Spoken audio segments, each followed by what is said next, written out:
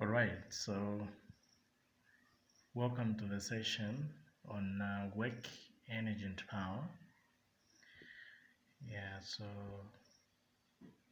we want to find out how calculations are performed and concepts that are involved in this topic work, energy, and power.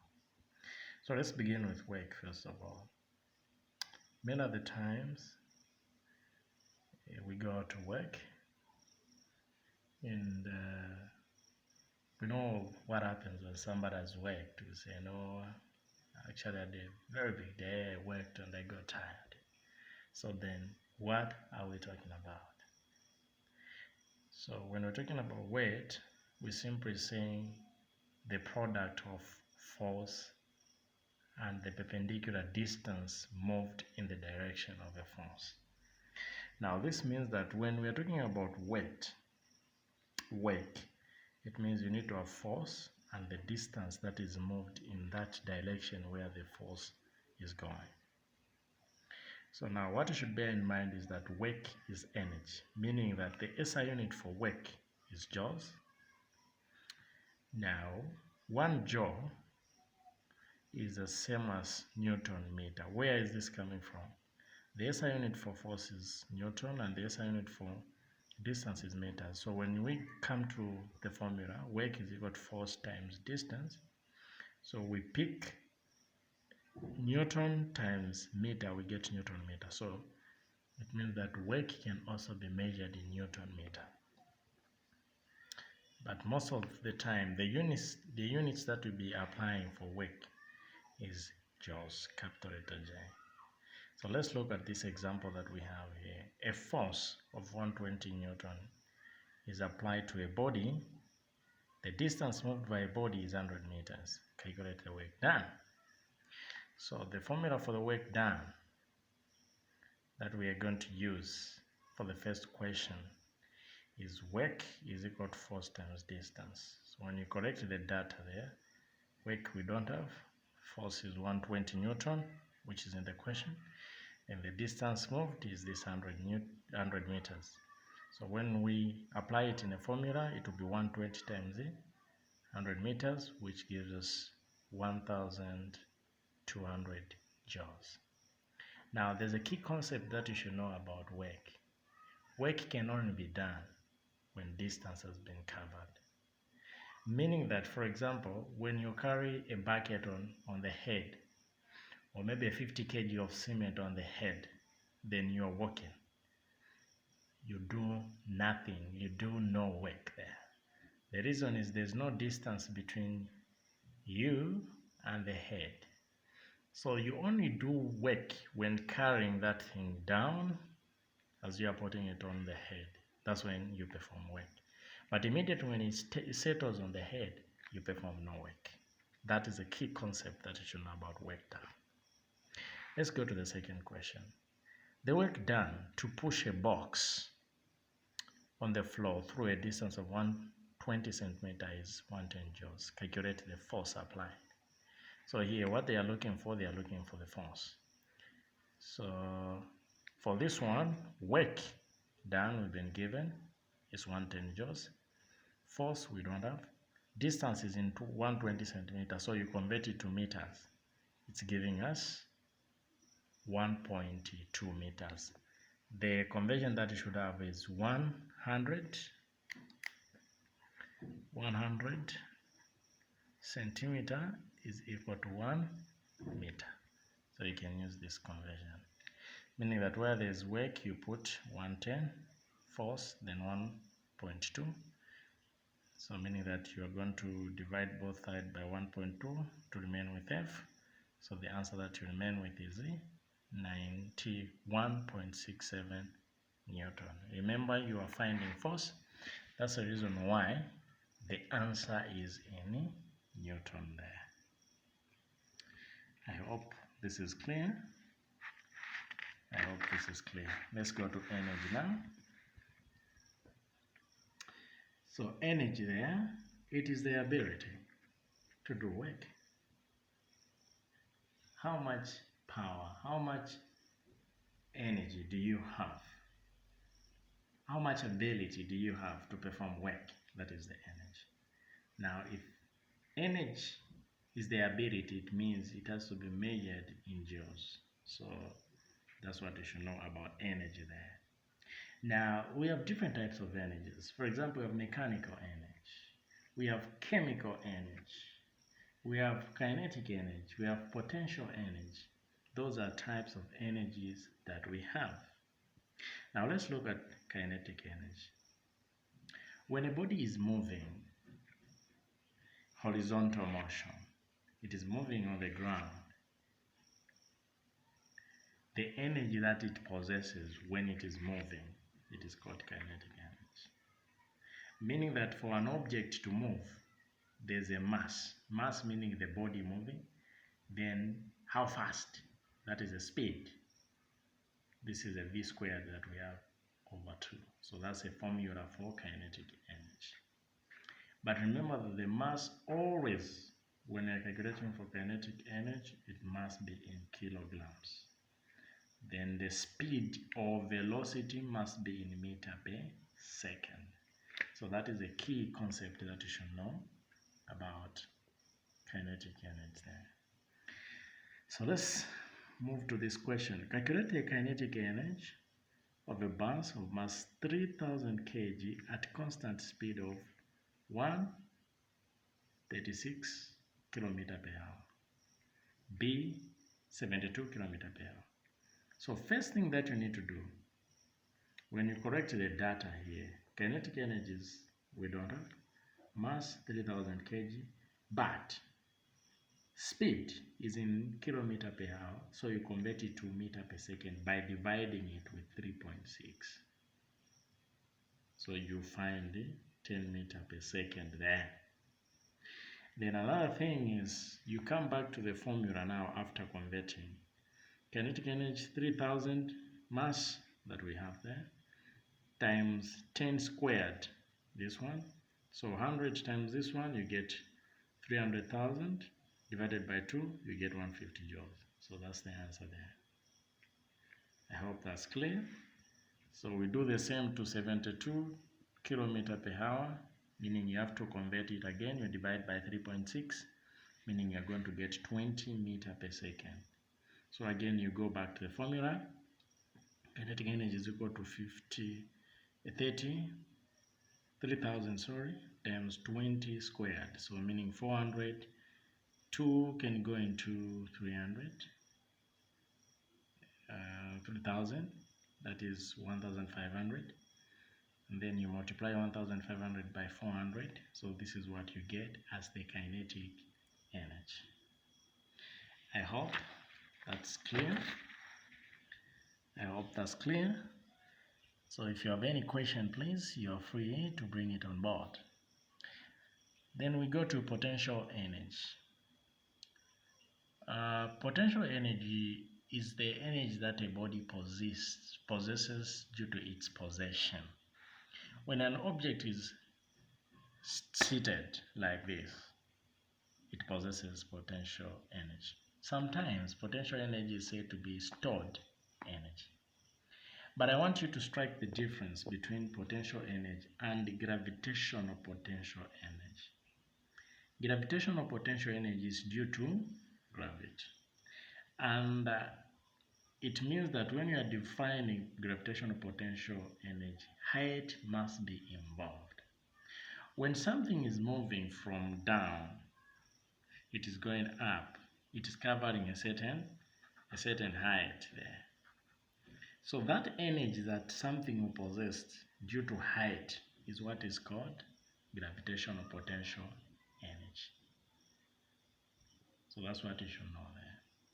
Now, both gravitational potential energy and the potential energy, we use the same formula, that is mass times gravity times height. Remember, mass should always be in kilograms. Height should always be in meters when you're calculating for potential energy. So let's look at this question that we have here. A car of mass 1000 starts off from rest and accelerates uniformly for 10 seconds. the car travels a distance of 100 meters along the road and rises 10 meters vertically. So the first question is, what is the acceleration of a car? Now remember, this car started from rest. So when you correct the data there, it means the distance that it covered, if you can see from the question there, is 100 meters. Then it started off from rest, meaning the initial velocity was 0. And the time that it took was 10 seconds. But we don't have acceleration. So what formula are we going to use? We are going to use x is equal to ut plus at squared over 2. Where there's x, we put 100 meters. 0 times 10, the time. Then 100 meters equal to 0 times 10, the time. Then we have a, where there's time, we put 10 squared over 2. So this is what we have. This time this we get 0. Then 10 times 10, 100 times a, 100a over 2 equal to 100. Then when we divide into this one, we get a 50. Then we divide both sides by a 50. So the acceleration of a car was 2 meters per second squared. Then the second question says, how much potential energy is gained by the car in these 10 seconds? So it means that for this one, we are going to calculate the potential energy. Potential energy we don't have, but the mass, when you check in the question, the mass of the car is 1,000. That's the 1,000 we have. Then what is the gravitational acceleration? Is 10 meters per second squared. What is the height? They said it rises by 10 meters vertically. So we are not going to use 100 meters because this is a horizontal distance, but we want to look at the height. Why? Because in the formula there's height there. That's the 10 we have. So we have 1,000 times 10 times 10, then we get this as the potential energy. The question continues, how much kinetic energy is gained by the car? So we go back to the formula for kinetic energy now. And then when you collect the data, kinetic energy is, we don't have 1,000, we still use the same mass in the question. Then we come to the speed of a car, that's the final speed. So now final speed we don't have, so you have to find it. Then you use this formula. V is equal to U plus AT. Remember, U is 0, it started off from rest. Then A, we found acceleration here to be 2. Then where there's T, we put 10 seconds. So we find the speed there. Then we take that speed on the formula. So it will be 1,000 times 20 squared over 2. So you get this as the kinetic energy. I hope this information is clear. But if there's something where you're finding it a challenge, please, you are free to leave a comment in the comment section, and I'll be able to look at it. Now, know that when a body is moving horizontally, meaning it is moving horizontally like this, it does some work. And that work is equal to kinetic energy. So there are times where they can ask you to find the work done, yet they give you quantities for kinetic energy. So just use quantities for kinetic energy to find work. When a body is moving vertically, meaning it is involving height, so when it is involving height, the work done here is equal to potential energy. Now there's something that we want to understand here. When a body is on the ground, it does some kinetic energy just before the ground here, meaning the potential energy there is 0. Why? Because there's no height involved. But when it starts moving up, it starts losing the kinetic energy, but gaining what? Potential energy.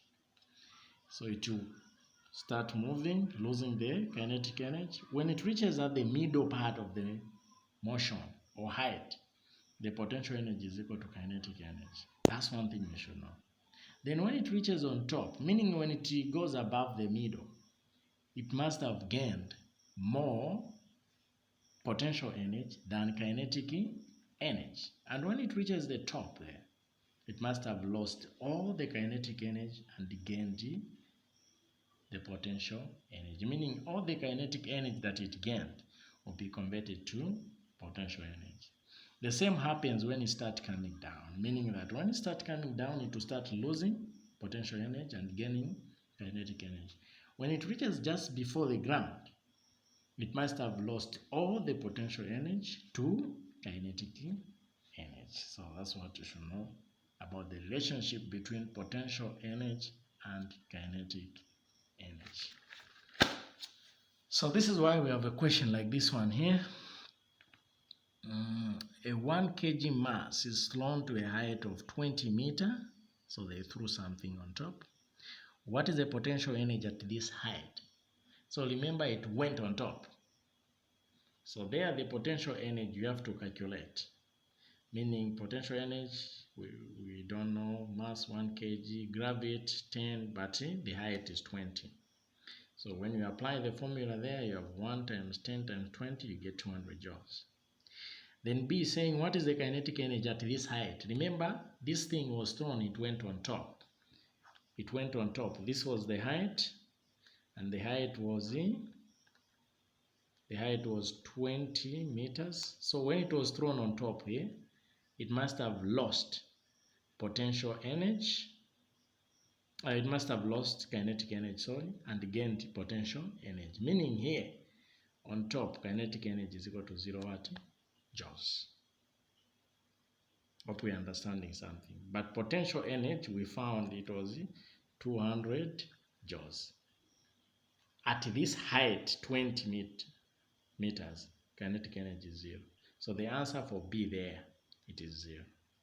Kinetic energy is equal to 0. What is the kinetic energy as it hits the ground? So when this thing was to come down from the same height, it would start losing this potential energy to kinetic energy. So just before the ground, this potential energy will be converted to kinetic energy, meaning that kinetic energy will now have the formula for potential energy. And the result will be the same 200 here, what we found there, because it must have been, the potential energy must have been lost to kinetic energy just before the ground. That's the understanding that is there. Then for D, with what velocity will it hit the ground? So now there's a simple formula that you can use. We know that potential energy is equal to kinetic energy somewhere that is on the middle part of the motion. So you write the formula for potential energy, kinetic energy. Then what is common here is the mass, you cancel it, so you remain with the GH, V squared. So here you want to remain with, you want to make V the subject of formula. So you multiply, you'll be V squared equal to 2G, then the square root. So the formula for velocity now here is 2GH square root. So 2 times G10 times height, we know the height is 20. So you get a 400, and the square root for 400, that's a speed that we have there. So this is the understanding that you should have about energy.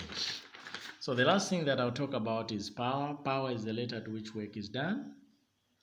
And that's a formula for power. Power is equal to work over time. So where there is P, it represents power in watts. Then work done, it is always in joules. Then time should be in seconds. So for today, I'll end on this formula. And thank you so much for watching.